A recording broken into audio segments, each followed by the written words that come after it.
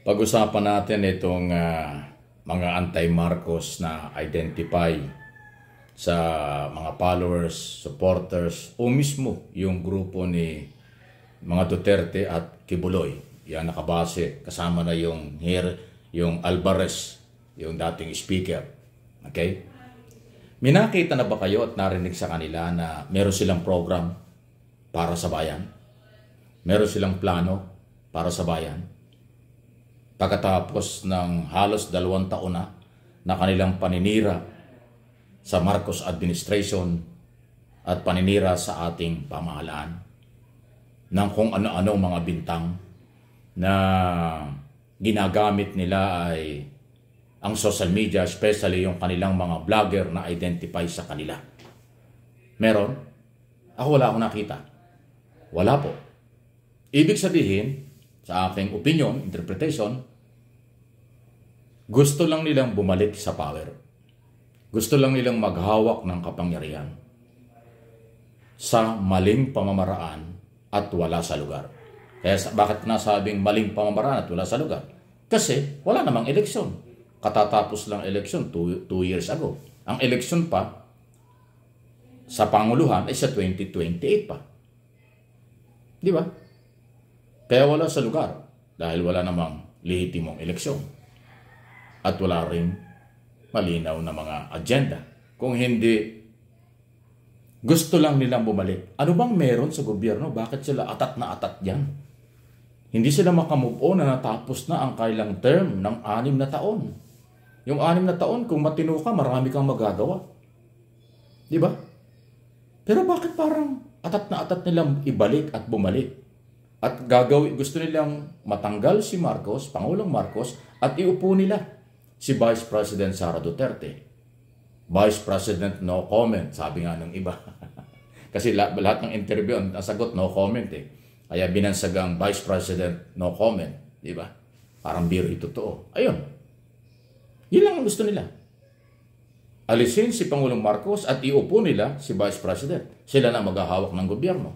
Pero yung agenda kung paano pagandahin ang Pilipinas, paano harapin ang maraming problema ng bansa, wala tayong narinig sa kanila. Yung kampo ni Kibuloy, kaya namang gigil sa gobyerno kasi, nabuhay ang kailang mga kaso. Abay, hindi naman kasalanan ng Marcos administration kasi may complainant. Kung walang complainant, di walang kaso. Kaya may complainant, kaya dinala ang kaso sa korte. At nasa korte na yung kaso niyan. Yung merito ng kaso, huwag natin pag-usapan.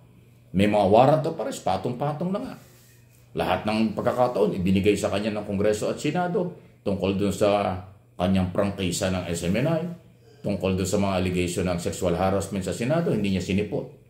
O dinala sa korte, sabi niya dalhin sa korte. O dinala sa korte, ayaw pa rin niyang harapin, nagtatago pa rin until now. Diba?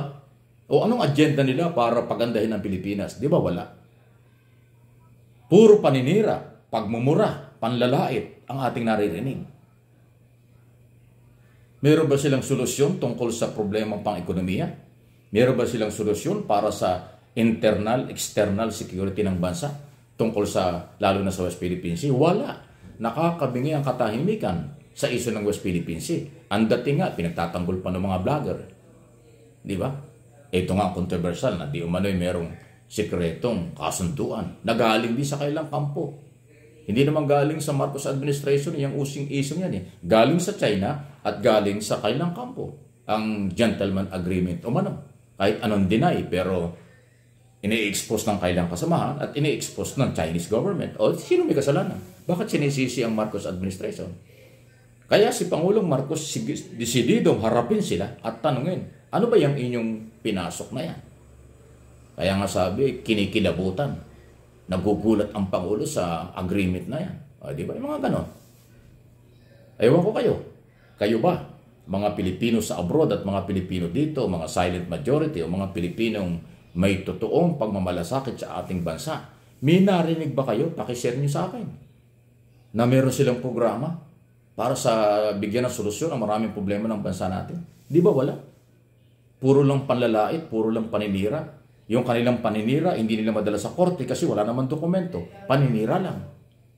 Hindi lang ang Marcos administration na sinisira nila, pati ang mga Pilipinong nagmamahal sa ating gobyerno, pati mga vlogger na naniniwala at sumusuporta kay Pangulong Marcos, voluntary, sinisiraan din nila. Personal na nga eh. Wala na silang content kung hindi maniraan ng personal. Kasi wala naman ho talaga silang makita. Pero yung problema ng bansa, isinisisi nila sa gobyerno. Parang wala naman silang nagawa ng nakaraang gobyerno. Di ba yung problemang pangkahirapan? Dati ng problema yan. Problemang mataas sa mga bilihin? Dati na rin problema yan. Problema sa sakit? Problema sa West Philippine Sea? Dati na rin problema. Wala naman silang ginawa. Ngayon ang gobyerno ay may bagong gobyerno matapos ang election noong 2 years ago.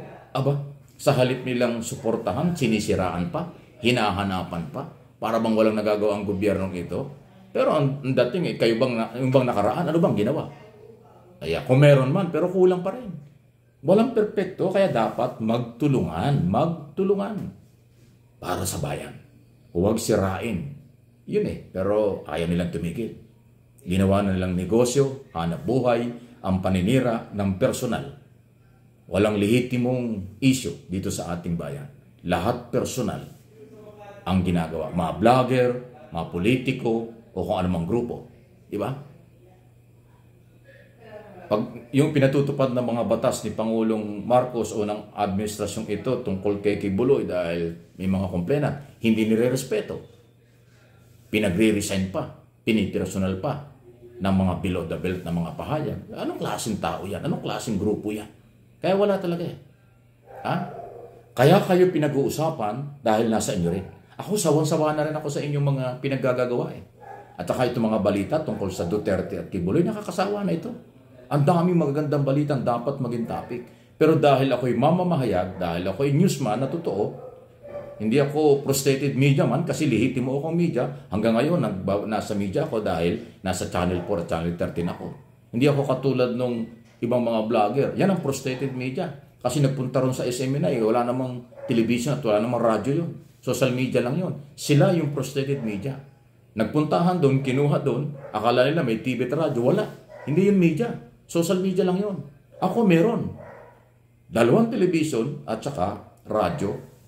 Radyo Pilipinas. Parehong lahat yan nationwide. Worldwide pa. Dahil sa social media. O sasabihin nila ako yung frustrated media. Hindi kayo nakakaintindi ng frustrated. Lehitimong media tayo. Sa loob ng 37 years. O yung bang mga vlogger na nagpunta sa SMNI, media ba yun? Hindi. Paano magiging media? Wala nga silang broadcast. Social media lang yun. Wala silang kansilado na yung prangkisa sa Kongreso. Pangalawa, suspendido, indefinite. Walang operation. Pag nag-operate sila dyan, illegal yan. O, di ba? O, sino ang legal at illegal? Sino ang media at hindi? Nakakatawa naman kayo. Kaya again, nakakasawa na kayo. Kung kayo nagsasawa sa mga balita ko tungkol dyan, ako rin sawan-sawa na. Dapat nga matapos na yan para ibalita natin yung ibang mga importante.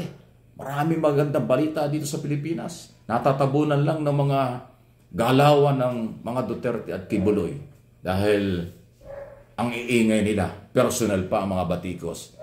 Kasi ubos na yung kanilang materialis.